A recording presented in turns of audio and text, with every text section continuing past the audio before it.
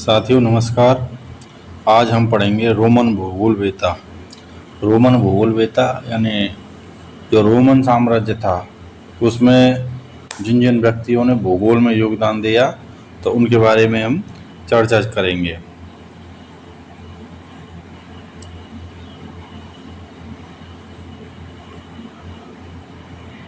तो पहला भूगोल वेता है स्ट्रैबो।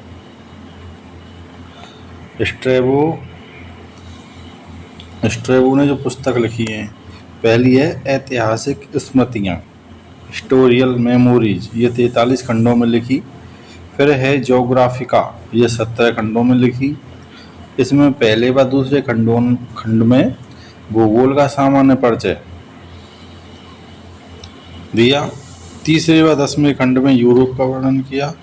11वें व 14वें खंड में एशिया का वर्णन किया। इसमें 15वें खंड में भारत का वर्णन मिलता है और 17वें खंड में अफ्रीका का वर्णन किया। यह विश्व का पहला नियतिवादी या निश्चयवादी विचारक था। विश्व का पहला नियतिवादी विचारक था।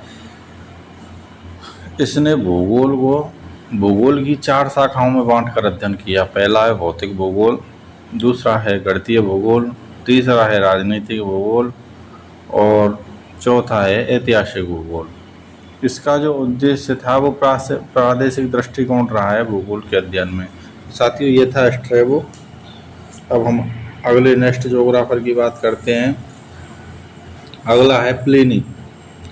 प्लिनी रोमन भूगोल वेता है और इसकी जो पुस्तक है वो है प्राकृतिक इतिहास। इसकी पुस्तक का नाम है, प्लिनी की पुस्तक का नाम। अगला है सोलिनस। सोलिनस की पुस्तक का नाम है अद्भुत आश्चर्यजनक पदार्थों का संग्रह। ये रोमन भूगोल वेता है, इसको भी आप याद रखें।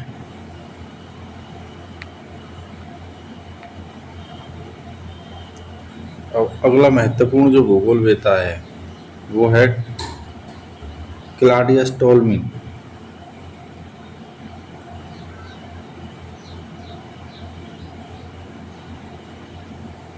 ये टोल्मी है। टोल्मी ने जो पुस्तक लिखी है, पहला है एनेलेमा, ये नक्षत्र विज्ञान पर थी। दूसरी है ज्योग्राफिया सिंथेटिस, ये 8 खंडों में लिखी। तीसरी है भूगोल की रूपरेखा, ये अक्षांश व देशांतर रेखाओं के बारे में बताया। चौथा है अल्माजेस्ट, गणितीय भूगोल व खगोल विज्ञान पर लिखी।